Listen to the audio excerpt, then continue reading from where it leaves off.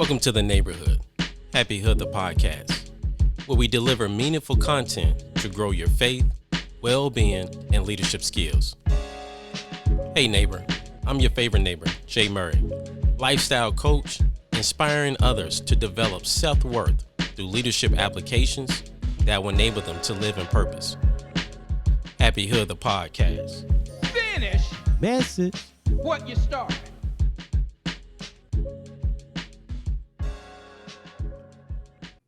Welcome back to the neighborhood family. Welcome back to Hapi Hood the podcast. I'm your favorite neighbor, Jay Murray. And today's guest is an educator, speaker, and consultant. She helped leaders make a difference in their space by growing them and their team in the 3 C's. The 3 C's that you may ask are communication, connection, and confidence.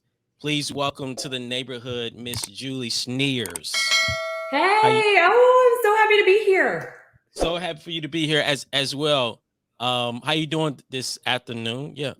So good. It's a beautiful day. I got to spend this morning with some neat leaders, and so I'm excited to chat with you guys too. And it's been a great day. How about you? It's been great. As I mentioned, this week is going by fast. But it's been a very productive week. Hey, that's saying a lot. Yes, it is saying a lot because family, as you know, I don't like to be busy.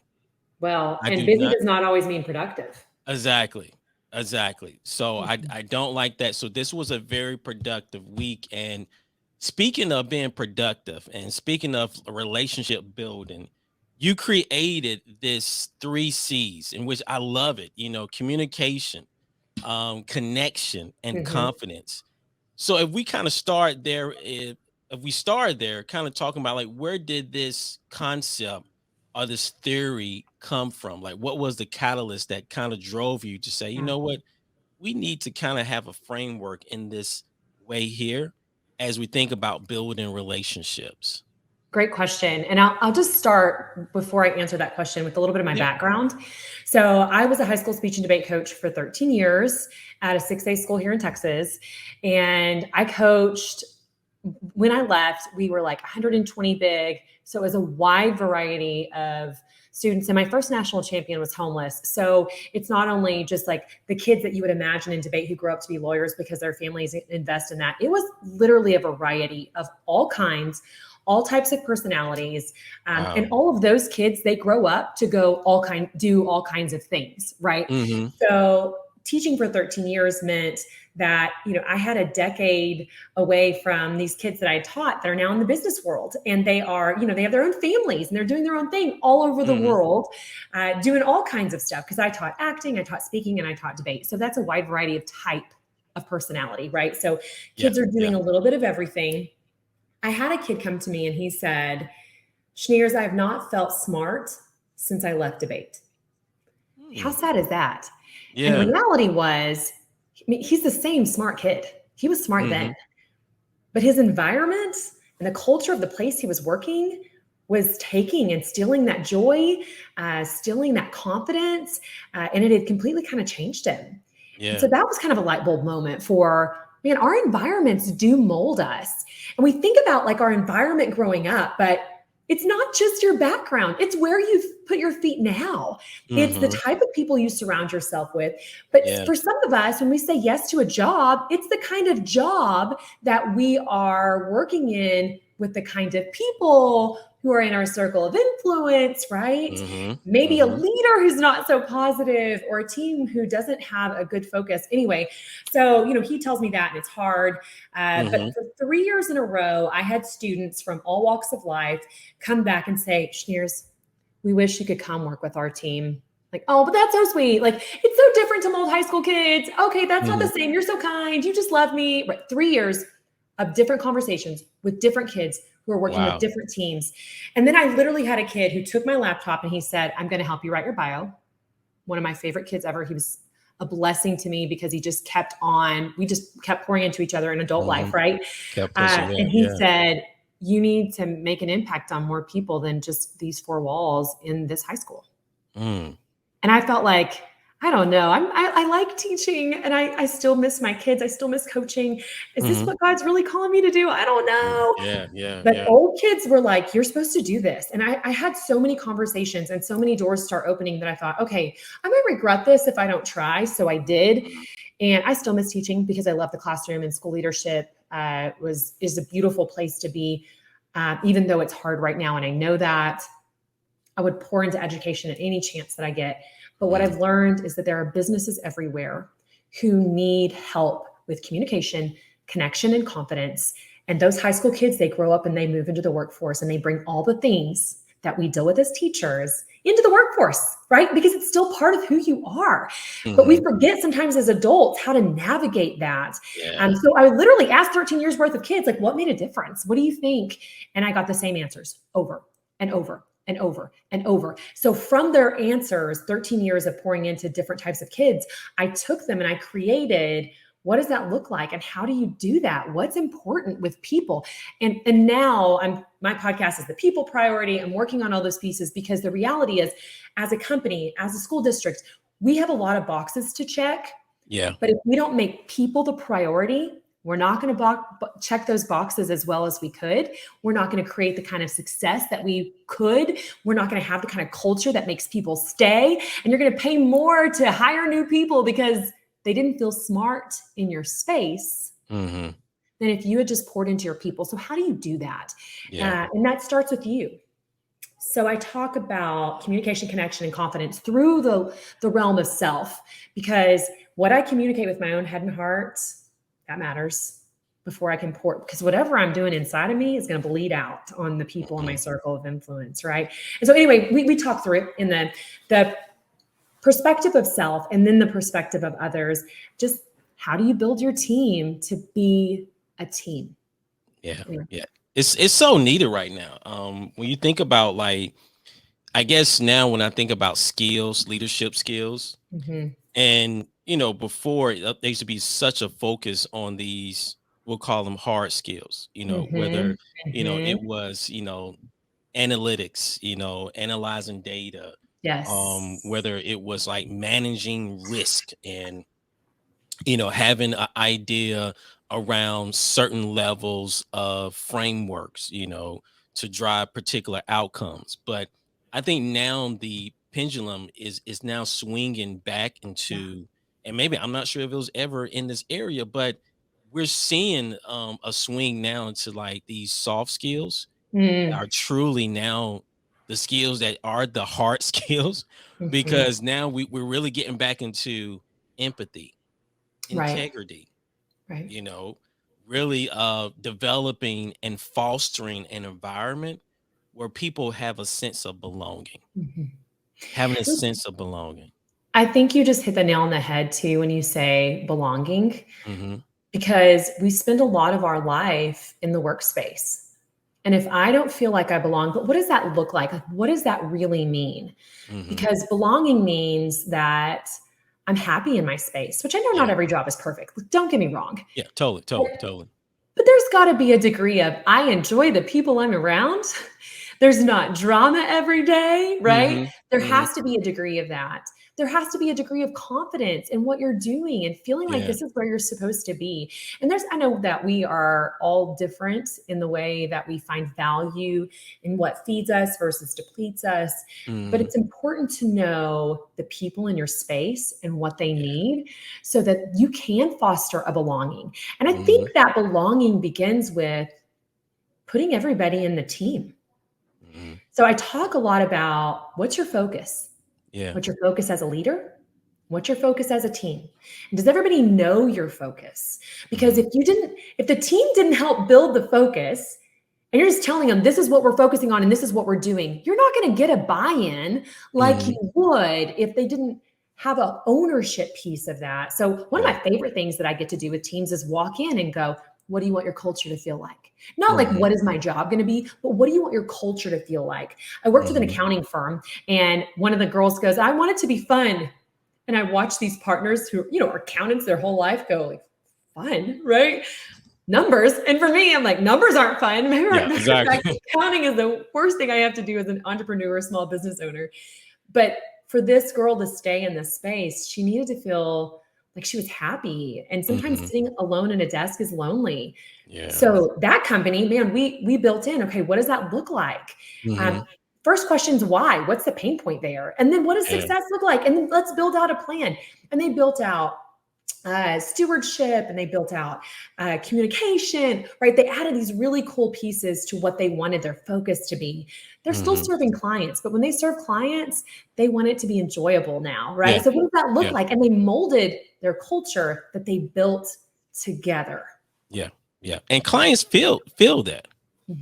Clients feel your culture, in which many times we pretty much gravitate, or the culture that we that allows us as patrons to kind of feel, have a sense of belonging. Just for example, Chick-fil-A. Yes. Great example. It's the culture that they build in the training to where I don't mind sitting in the Chick-fil-A line. I don't mind. Or I don't mind looking at that line and going, oh my gosh, that line's so long, because I know it's going to move fast. It's going to move fast. Doesn't deter me. Exactly. And I know they're going to have the right, or not the right, but they're going to be polite and pleasant, treat me right. And then at the end, once I'm done ordering, my pleasure. I mean, come on. Yeah, no, they have it figured out. That's exactly. They have it figured out. So that's why, again, we think about when you have that culture, clients, customers connect to your culture. That's why they spend money with you, And if they have a choice, like if your clients or your patients, right, if they have a choice, what makes them choose you? Yeah. What is your legacy as a company? Yeah. And as a person, which is one of the things that I talk about. How do I want to be remembered? Because the reality is we're all going to be remembered. Good, bad, or ugly, you're going to be remembered. How you're remembered is your choice. And you can't say, I want to be remembered as kind, and then never do a kind thing. Just like I can't say, I want to be a triathlon runner, which I don't, but it's an example, and then eat pizza on the couch every night while I watch TV. It doesn't work that way. Well, you have to be proactive and intentional. I think that that's the best word, is intentional, which, linking into communication, connection, and confidence, intentional leads us in all of those spaces. It totally does. So Julie, I guess kind of walk us through each of these pillars, let's when do we're it. talking about like communication, like provides just some additional, thoughts of what that looks like within this framework. Okay, so, and I have a couple of different talks, but I'm going to give you my original because it's really the one that my old kids gave to me. But in the realm of communication and connection, which links to confidence, I always say, no one's going to lean on you until you're willing to lean in. You have to be willing to lean in. And my teacher say that again, Julie, because I think that's that we need to marinate on that. Let's marinate. Let's do it. No one is going to lean on you until you are willing to lean in. So let's just take a second and let's talk about who's anyone. Well, that's your circle of influence. Okay, who's my circle of influence? Well, here's the cool thing. When I'm talking about people, I'm not just talking about school districts. I'm not just talking about teachers in a classroom. I'm not just talking about boardroom executives or accounting companies or boat rental companies or hospital systems, which are all places that I've been. I'm talking about people. So this is you in your living room with your family. This is you at a meeting at your church. This could be anywhere there's a circle of influence, okay? You've got to be willing to lean in. So now teacher roots are, I'm going to give you this acronym, lean in, and every single one of the letters stands for something. And the hope is that you'll remember it because it's the most impactful pieces that I have found in working with teams of all kinds. All right, I've already given you L, but I'm going to just throw it in. L is legacy lens. How do I want to be remembered? Because you're going to be remembered. Good, bad, or ugly, right? So how do I want to be remembered? And when I coach clients, like I have leadership clients that I work with, one of the first places we start is, what's your legacy? What do you want that to be? Because it's so easy in the box checking society we live in today to get wrapped up in I mean, even me, my to-do list, right? Yeah. And I'm like, okay, I've got to jump into this meeting. I've got to do this next. And then you know what gets left behind? The piece that I don't want people to forget about me. I want people to remember me as someone who is kind and investing in the people around me and making an impact that's more important than just me, right? And of course, everybody's got a different legacy lens that they look through. I've got a leader, and she's like, one of my most important words when I made her pick 3 to 5, she was like, community. That is non-negotiable in my home. I invest in my community, and she does. You can watch her work her tail end off in every space that she's passionate about and be great at it. She does a great job at investing in the community because that to her is important. And you know what? It's okay if that's not your legacy. Yeah, but totally. because it's hers, she is intentional. Now, that might mean when I'm asked to be on one more board, I ask myself, okay, through the lens of family, community, or whatever hers is, does this board serve me? Should I say yes to that meeting? Yeah. Should I handle this situation with a different attitude if I want to be seen as kind? Sometimes when we get stuck in these situations, or when we just get overwhelmed, and we take a second and we step back and we say, okay, is this me living my legacy? Is this the legacy lens I'm looking through that I want to be remembered by? And it can help us narrow down decisions that otherwise might overtake our calendars. Exactly. So that's the L. The E links to nonverbal communication. Now, listen, there are 3 codes to message. They are verbal, that is what I say, vocal, that's how I say it, and nonverbal, which of course is everything else, right? Eye contact, facial expressions, body language, maybe how I dress in a special occasion, not necessarily, or that I'm clean, like that I take care of myself, right? I'm not saying a certain brand, I'm saying like being presentable in the spaces you're supposed to. Hear this, your nonverbal communication is 55% of your message. Your verbal communication is 7% of what you say, the words coming out of your mouth matter as much as the way you say it and the way you look people in the eyes and the facial expressions you give them, and then not crossing my arms as a leader when I'm having a conversation, right? Like all these nonverbal hacks, they matter. They matter. Yeah, totally do. So the easiest one to fix is eye contact. Well, who are we? We are a tech-driven, multitasking world. So how often do we sit on our phone or on our, our email while we're, no, I got this. Go ahead and talk to me while I finish this email. Yeah, try to multitask. Yeah. Well, what does eye contact build? It builds trust. It builds a sense of importance.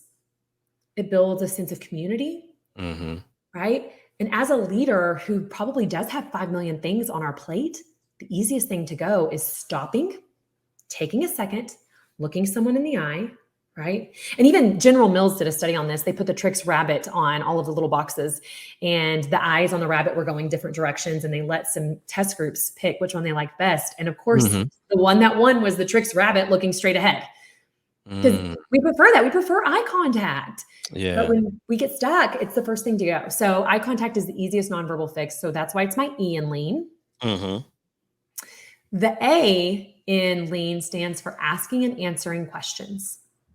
Asking and answering questions. I like that, especially the asking part. Because that builds authentic conversations. Right? And I have a friend, she's super sweet. And she's kind and she's fun and everything is always just fine. And she's the last person I'd share my crap with. Right? Because if everything is always fine, then I can't muddy your beautiful waters with my real life. Yeah. So authentic conversations cannot just be, how are you? It's also answering, how am I? That's it's so important.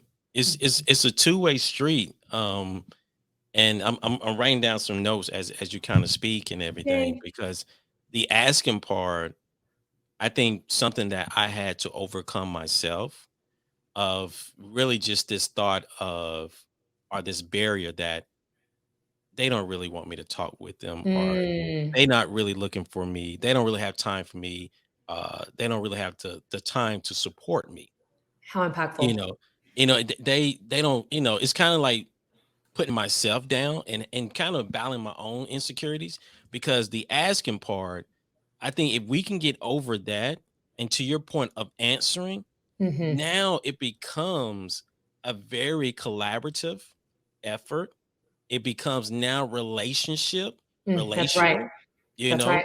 know. Now we're building connection. So I That's really right. love that. And again, to go back to what you said earlier, is that we can't allow others, and I'm gonna butcher this, so I do No, apologize. dude, no, go. The whole idea around we can't lean on others until we Mm-hmm. lean in, or others can't lean on us until we lean in is Mm-hmm. so important. Like that lean in is is so important to do that, and the ask part, wow, wow, that of itself, I feel like can really remove a lot of barriers that we ourselves, we Right. put in place. Right. But I think the key too is that it's authentic. Yeah, exactly. Yes, that's the point. It's very Yeah. authentic. And Yeah. of course, as a teacher, and I would say that that's probably the one that people are like, wait a second, I'm a leader. There's a barrier there. Okay, you're right. I'm not saying share everything in your past and gross in your world with the whole Mhm. wide world. I know there needs to be a barrier of professionalism. Yeah. But if you are always so high up here that it's unattainable to have a conversation with you, you're not real. No, And that's not relatable. So no, then you're it's just not this, relatable. right. So then if you're not relatable and I'm struggling as your employee, how am I supposed to come to you when I've got something falling apart in my life? And, Yeah, and I I've seen won't. this, you don't. And I've Mhm. seen this before where they just like, well, everything's burning down, but I need to get my crap together and pretend I'm fine. Because if I tell her that my husband's leaving me and I'm struggling with my kids and I need to be able to pick them up, they're going to fire me. Right. Like, Mhm. and that's just an example of someone that I had a But conversation. that's reality. That's reality. That's reality, because I That's mean, reality. I have been part of that. I have seen that. Um, Mhm. this action to bias, or having this bias around action, around everyone has to work at a certain level as a top person, and the reality is they don't even have it together, Right. you I know. think ask yourself, what kind of leader would you want? Right? Like Hmm. if you are in a leadership position, then what kind of leader do you want? Do you want someone you can talk to? Well, Yeah. so do they. Hmm. So be real. But I think Hmm. that links straight back to legacy. Like, how do I want to be seen? Yeah. And how do I live that out every single day? How am I intentional in that space? And I Yeah, think so good. building those So authentic conversations. So we're yeah. talking communication that leads to connection, right? Hmm. Hmm. Hmm. That's the important piece there. And what was the M? So the N, let's The N. lean in. Can I In, can I yeah. spell No. N? Oh my gosh, there's no failing. Okay, so the N in lean stands for notes and quotes. Mm, So, of course, as a teacher, I was a note giver. I was mhm. I'm only get you for one class period a day, or unless I'm coaching you and then we have weekends and all the time. But you're walking into these hard rounds, or I see a kid struggling and there might not always be time. So, let's just talk about time as a leader. Yeah. There might not always be time to pull every single person aside and make sure they're okay. If you think that something's not okay, and let's talk about the world of high school hormones and high school sadness, and we're trying to Mhm. find ourselves in the world, they still are people that you're having to grow in that space. So you want to be present, but that is hard to do with every single person, especially when I had 120 kids on my team. Mhm. So I got in the habit of writing notes, and I would write a note and just slide it under their computer. Like, I see you. Let me know if I can help. Hey, I just want Mhm. you to know I think you're doing a really great job, even though this is hard. Hey, I know you worked your tail end off for this. It's going to pay off. I promise. Keep it up. Like all these notes that they became like monopoly money. These kids were collecting them and holding them. And I thought, you know what? I hold on to encouragement from other people, because the difference is at 8 a.m. when you're telling someone, hey, let me know if you need help. By 4 p.m., that verbal reminder, what did we say about communication? 7%, right? That verbal reminder, I've forgotten it, or it felt like something you just said. But if I hand you a note that says, let me know if you need anything, I'm here. By 4 p.m., when I'm still struggling, I have this tangible reminder that says, she really meant it. She took the time to write this. I am still struggling. I'm going to let her know. Right? Yeah. It's the tangible, it's the nonverbal, it's the intention it took to write a note. And this is a fun lesson, not the encouragement pieces, but just the power of notes that I learned from my grandmother. And I'll never forget, I'm sitting in her living room and she's like, well, she'd gotten this neighbor girl named Ashley a baby gift. She said, well, she'll be real surprised if she thinks she's getting, or no, she'd gotten her a wedding gift. And she said, she'll be real surprised if she thinks she's getting a baby gift because Ashley had never written a thank you note. Well, to my grandmother, that handwritten acknowledgement of, I got your gift for my wedding and I appreciate it, was important. Yeah. And we've gone away from thank you notes and I see you, you're doing great notes and encouragement notes. And that tangible nonverbal reminder is very special. And even if you're not like a real sentimental person, what if somebody on your team is? Mm-hmm. It's getting back to the core of what we said, that sense of belonging. Mm-hmm. You know, for your leader to put actions behind their words and to say it in a nonverbal way that I see you. Mm-hmm. Yeah. I mean, that does so much So much. to the individual, that I see you. I see you. Well, I had It's a meeting the other day with a superintendent for a school district, and she's like, our culture's not great. I took over this team. They're new. They're struggling. I don't feel like I can get them to follow through with anything I'm asking them to do. And so then I asked her, I said, okay, how often do you make contact with your people? She said, well, I make sure they're doing what they're supposed to at least once a week. So I'm like, if you're just checking in to see if I'm doing what I'm supposed to, am I really invested in you and your vision? So now we're getting back to, was this a team vision? Am I a part of this team vision? Am I just clocking in and clocking out? And we're sitting in a space that quiet quitters is common terminology. So how do you keep quiet quitting from happening in your space? You can't just walk in and walk out. Clocking in, clocking out on your people creates quiet quitters. So a part of your day as a leader every single day should be, okay, what is my team? What do my people need?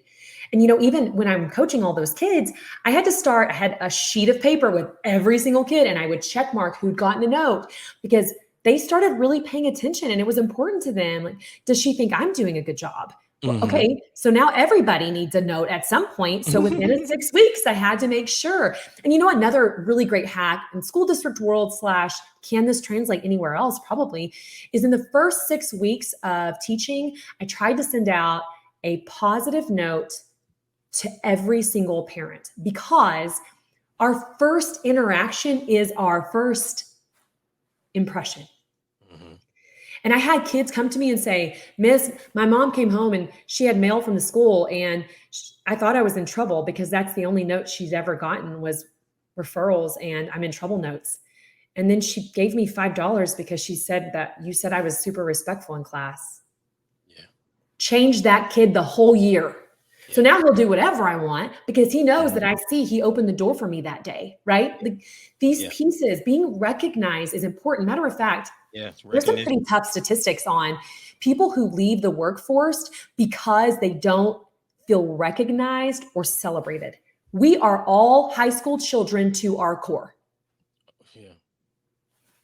We still want to be seen. We still want to be seen, recognized. We still want to be a part of the vision. I don't want to be told what to do. I want to be a part of, oh, this is important. You're right. I want to be a part of this.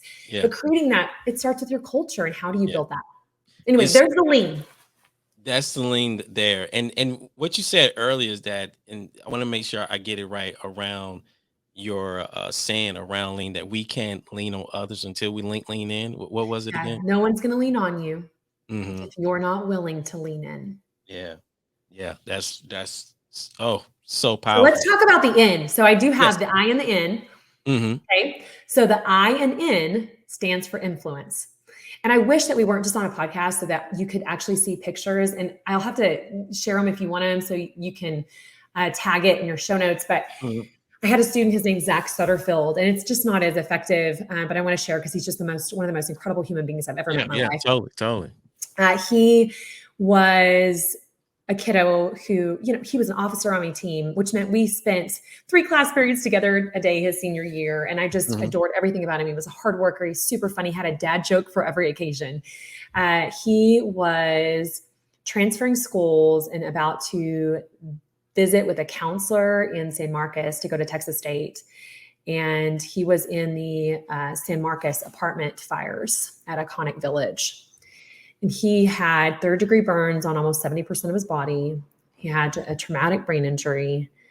And it was the hardest road I have ever watched anyone in my life have to walk. And this kid, it's the hardest struggle I've ever seen. And he's got the biggest heart and the most bravest soul. And you'd have to, right? Because they told us a 30% chance of living. And then I heard later it was actually a 3, because they ain't going to tell you it's only a 3% chance, right? He had to fight really hard. And then pin in that, like as a coach, I was known for my pep talks. Like you have to be almost, right? Kids would say, okay, tell me why I'm going to be okay. Because your app case is really great, because you worked really hard on this introduction, because I know you put a lot of hours into this and you deserve to tell this story, right? But in September of 2018, when he started coming out of anesthesia, I walked into his room and I looked at him and I said, oh my gosh, Zach, you look so good. And I'll never forget it. He said, Julie, you and I both know that shit. He's bandaged from head to toe. And at that point, he lost his hands and they were afraid he might lose his feet and they were afraid he might lose his eyes, which he didn't. But he was struggling, and he's just now coming to terms of what he feels like, looks like, is going to have to do to make it in life. And then the next thing he said to me was, I need you to tell me when I'm going to be okay. You just never know in a circle of influence what you say and what you do and how impactful you can be and how your circle, it goes with you. It's your family, it's your workforce, it's your church, right? Like it's all these people that are around you, and they come and go, but they might come back. They might be in that space right back, able to lean on you because of the type of influence you create in that space. And of course, he had incredible people surrounding him. His parents are insanely amazing and people everywhere. But when he said that, I realized how important the words that we share are. And that's not even the best part. The best part is now, I'll say this about Zach. He is a speaker for Sons of the Flag, who's an incredible organization that's helped Zach with his surgeries. He talks about fire safety and fundraisers for them because they support all kinds of burn victims. If you want a place to donate, that's a place, Sons of the Flag. His mom is the family coordinator now for families who are walking through what they walked through. So they're doing incredible things after this, in the middle still of this incredibly hard journey. But when I leave the classroom and I decide that I'm going to do this, I'm going to speak and I'm going to lead workshops and I'm going to make people the priority in all these spaces, I was real nervous. Like, okay, I was a good teacher. Am I supposed to be doing this for sure? And I sat at his kitchen table and I told him, I'm nervous, but this is what I'm going to do, Zach. What do you think? And he said, you need me to tell you why you're going to be okay? Talk about a moment that I realized that you get what you give. And it's important to think through that legacy lens, because at some point it's going to come back to you, whatever it is. Anyway, your circle of influence. Yeah. I'm just allowing that to marinate. That is beautiful. Well, that is beautiful. He's incredible. He's a beautiful soul. And you can look him up, Zach Sutterfield, and he's got a recovery page that you can follow his journey. But he leads, like, if Zach can do it, I can do anything, right? Like the confidence that this boy has in his story, it's incredible. He's incredible. His family, they're incredible people, and I love them dearly. But circle of influence, and he was an ex-student. I mean, he wasn't a student when that happened. It was just a space that, I was called to be in. I felt just to support them in any way that I could. And there were quite a few people. Yeah, it's almost where you develop. As I think about this, the framework, you develop your confidence from others. It's like a community shared type of confidence. That's good. I love that. That's a good community share. I like that. It's like true. You're right. Yeah. We share this, and it's like if you need some confidence, if you need to lean on Hold me, mine. hold mine, right? Hold my confidence in you even, right? Yeah. And Yeah. I think that's the easiest part about teaching high school, teaching in general, is Hmm. the ability that you have to mold these hearts and minds with communication and relationship of you can do this, like the Yeah. confidence that you have the opportunity to build. And I love doing it with adults and leaders now, but Hmm. it's just so special to get to lead students in that space. But remembering that we're all students at heart, and Hmm. you might have someone in your space that you're supposed to lead to confidence, and it might be you. Like, if I'm not giving confidence out to my team, are they confident in me? Right? Like, Yeah. your Yeah. confidence is an important piece, which kind of leads to like how it all rolls together in nurture, which is my Hmm. in and lean in. So, nurture means, I mean, I can't go on one date and live happily ever after married, right? Okay, so it's going to take nurturing. I feel like we all saw that coming.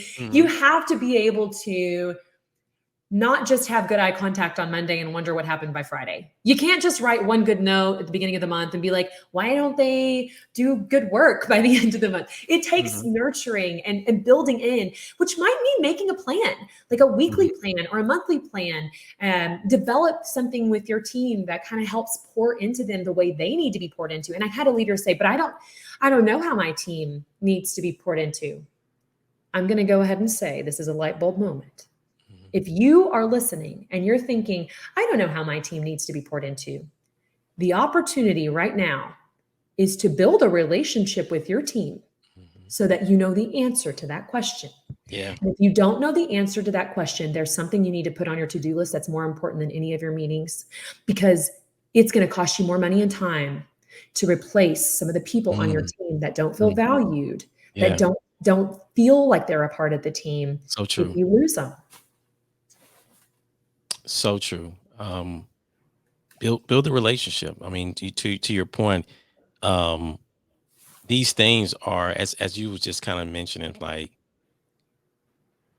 I believe this is so applicable even in marriages, you know, Mhm. because I say this and I'll continue to say it, that leadership is not a title, it's a Yeah, choice, you know, agreed. and just as you mentioned, and our circle, and your family, your kids, Right. what legacy you want to leave with them, you know, how you want to have that eye contact with them, Mhm. the ask and the answer, the notes, in which I'm gonna have to say that I'm gonna have to try it with my wife.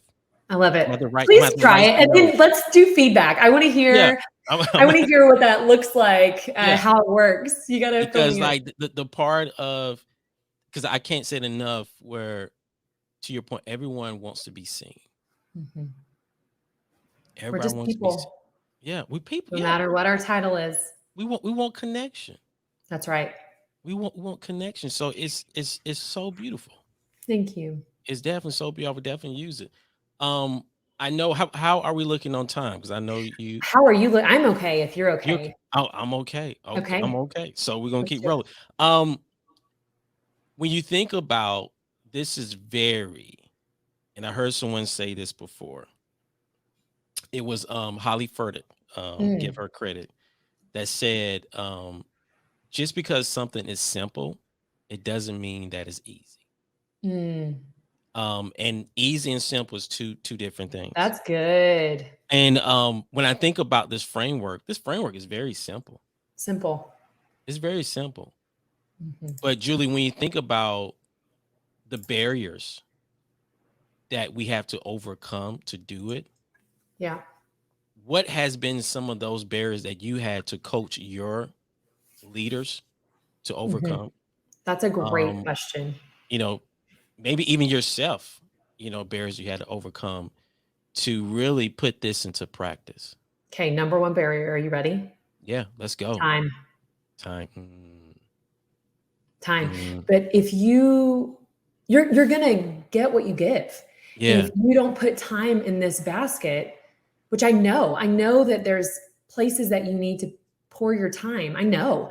And as a leader, I get it. Oh my gosh, my calendar right now. And for me, you're asking me what my issue is. My issue is time with my own kids and how I want them to see me and remember me and how I want us to function as a family, right? This time is hard. And we are, and I said this before, we are a multitasking, to-do list making, box checking society. It's so true. So time might mean you build it into your calendar. Matter of fact, I have a leader that I'm coaching, and she's like, I need a year at a glance. And so we created around, okay, when are you going to do evaluations with your people? Okay, how are you going to build them up after that? How are you going to goal set so that they know? When are your check-ins every single month? What do those look like? When are your deep dives? So we kind of charted out celebrations. We charted out deep dive conversations and goal setting conversations and feedback time and promotion and celebrations. Like, we went through her relationship building goals. And we built out the year at a glance because she needed to be able to check those boxes, which is fine. That's what she knows about herself. Go you. Let's figure out a plan to make it work. If you need to put it into your calendar, like you put your workout into your calendar, like you put in your accounting time into your calendar, or whatever it is that you do with your day, build it in. Because I think the fallacy is not seeing your people as an appointment. You have to build out, okay, on Monday, I'm going to check in, and it's not going to just be like, hey, what are your goals for this week? They might be, hey, how's your weekend? How are you? I noticed that your kid had a baseball game. How did that go? I noticed that your dad's sick with cancer. How's he doing? These I see you feelings, they come from communication. That connection is built off of communication. Confidence in you as my leader, confidence in me as this is a fit for my job and I'm happy here. That links in. The 3 C's, they just fold straight into each other. And I know time is hard. And I've had leaders say, I don't have time for that. Do you have time to replace that employee who's going to quit? Which I've worked with. I worked with the university. They had a leadership change. New leaders came in. They took the old team and they said, you know what? I don't think that's a good use of their time. They didn't get to know the people at all. They just started going, these are my new goals and my new intentions. Hey, Doug, you're going to do this now. And I think it's going to be great for who I see you as. And Doug did not see himself as that. And Doug felt stupid. Doug felt like he couldn't do a good job at his work. And after feeling like he hated his job so much, he quit. Now you get to rehire for Doug because one, didn't even talk to him about what he wanted. You didn't invest in him as an employee to get to know him before you just gave him a new assignment. And sometimes that's necessary, but you know what? You might need to sit down and say, hey, there's going to be some changes. Can we work through them together? Like, the people, I want to be seen and heard. I want to know what's going on and be a part of that puzzle. So that might take time, but so does rehiring somebody who quits. Which is going to take time and energy. So much energy. Wow.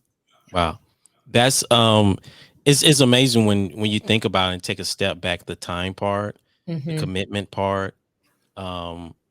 It's so needed.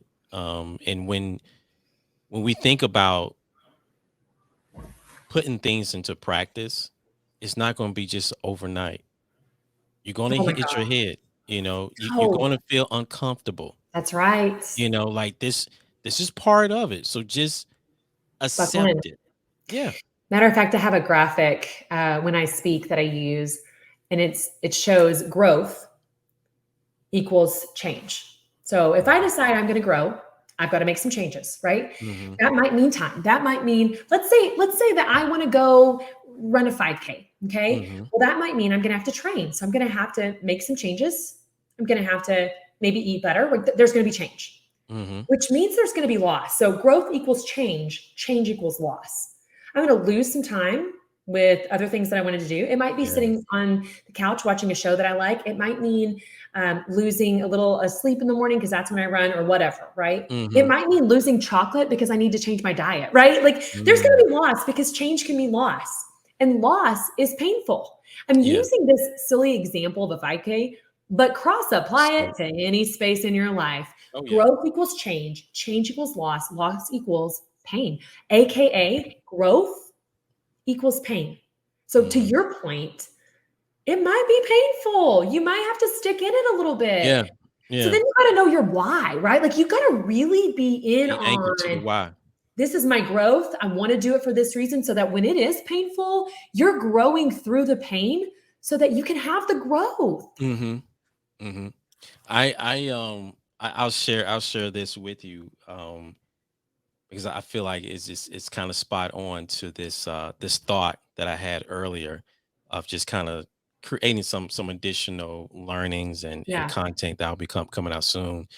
But this whole thought, and I was just kind of talking to myself, talking to God, Mm, of we when we think about our calling and living in our purpose, um, one thing I feel like we overlook is the cost. Like there's a cost to walking your mm. calling. Wow. Like there is a cost. That's good. And I think at times we feel that, oh, be walking down the street, I get hit. Oh, I know my purpose. Yeah. No, no, like your calling, your purpose has a cost. And that cost, to your point, is those losses, the changes Mhm. that you have to Yes. put in.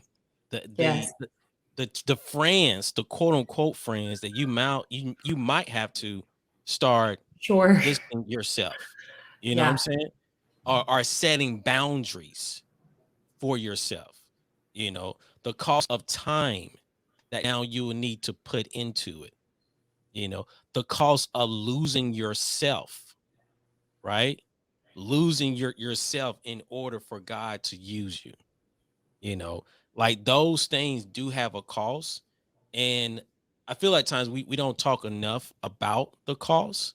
Yeah. We talk about just, The oh, glory when it's beautiful. We only see the good stuff. Yeah. yeah, we don't see the good stuff, but Yeah. there was a cost. There is a cost to the Yes. calling. And Yes. I feel it's all a part like how we manage our calling. And Mhm. I'm telling Julie, like it's I see the passion in you. I Oh, see how it really speaks to just who you are as a person, your heart and what you represent. And thank we need you. more of this. Well, We need thanks. so much more of this. So I thank you and I applaud you for what you're doing and the impact that you Thank are you. having. Truly Well, you as amazing. well. I can't wait for your new stuff to come out. Yeah, totally, That's so totally. impactful. And you know what?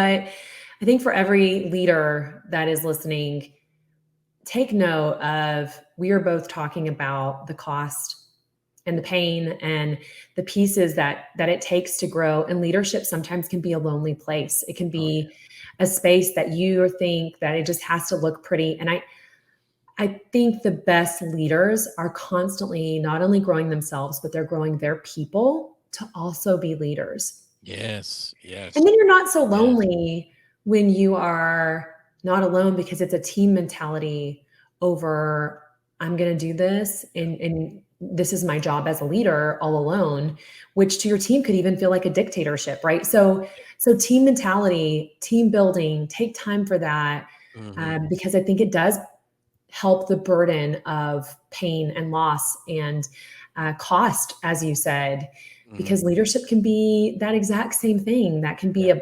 even if we're called to be in leadership and we Hmm. grow to that space, sometimes it's not pretty and it's for sure not always easy. But remember that if you were called to do it, it's worth doing. It's worth putting your heart into. So You're worthy. not alone. And So worthy. you've got some content coming your way that's going to help you with that, it sounds like. So worthy. So worthy. Julie, we'll leave with this question here. Okay. How would you define leadership? Oh, you know what's crazy about that question? I just posted this the other day. P.S. I'm on Instagram, Facebook, and LinkedIn, and I need all the help I can get because you talk about pain. I hate that. I hate social media space. I hate it so much, but I've been hired off of each of them, and nobody knows who you are if you're not doing your thing. Wow. So Yeah. help me in that space, friends, if you can. But I just posted on all those spaces just the other day. There is no standard for leadership. It kind of Mm, rocks what you're saying. So I had a leader that I was coaching sit down with me, and she said, kind of like it was a box she was checking to do leadership development. mm-hmm. I just need you to tell me, this is what she said. I just need you to tell me what the keys are. What are the standards of leadership so that I can move forward? And I said, now listen, There is no standard for leadership, because who you are as a leader is going to be different than who I am as a leader. And who your people need as a leader may not be the same as who my people need as a leader.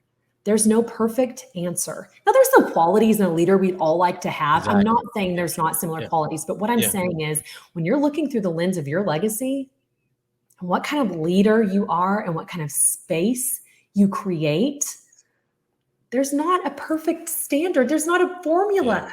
There is a, how do I show up as my best self? And how do I show up for my circle of influence to the best of my ability, which does mean doing things just like this, listening to podcasts on leadership. So go you, because you're growing you, right? You got to keep growing you, and never think that you've arrived, and never think that there's just this formula that you do, because that's when you become a box checker, a to-do list maker, and you forget to see what's right in front of you, which might be someone who needs you to people them instead of task them. So it's I mean, to your point, it's not a formula. You can't plug it in and then voila. You know, I posted that and somebody was like, well, I think there are some qualities. Well, of course there are. Please go ahead and listen. We all need to hear them again. But there are qualities, and there's everybody and their dog will tell you, well, to be a good leader, you need to X, Y, Z. And even I have some opinions of, if you're a good leader, you're not avoiding conflict. Even if you and I need to work through conflict resolution, you are celebrating your people. Like, there are things that I think help make you a better leader. But at the end of the day, you being your best self and you having a leadership focus, building on your legacy and thinking about your people in your company or your school district or your family or your organization that you're a part of, there's just a lot of moving parts. And if we sit around and say there's a standard, there's something that's going to get missed. There's a gift you have that might go unseen or unfelt because you were trying to fit a box. So my quote is, there's no standard for leadership. No standard. Julie, where people can follow you, get in contact with you? Yes. So my email is info@julieschniers.com. That's JULIESCHNIERS, a good old German name.com. And I'm on LinkedIn. I'm on Facebook, Julie Schniers. I'm on Instagram, and I try to really throw out content that's leadership driven or encouragement driven, because I want you to feel like you're not alone in that space. I want you to be reminded of those important pieces. And then, of course, my website is julieschniers.com. So if I can help you with a team building activity, or if I can be your keynote speaker at your conference, my goal is to make you laugh, make you cry, and give you tools, because I don't ever want you to walk away from a space without action items that you can actually go, okay, I'm going to try this in my space. So the teacher in me is, I'm going to show you some tools so that you actually walk away with skills and you feel like you are poured into. So if I can help you, I'm all in. Thank you for having me. You're incredible. Thank you so much, Julie. And thank you, family, for listening in. And remember that you were created for greatness. But no matter what life may bring you, always love God, love yourself, love your neighbor. I'm your favorite neighbor, Jay Murray. Till next time, be blessed. See you later.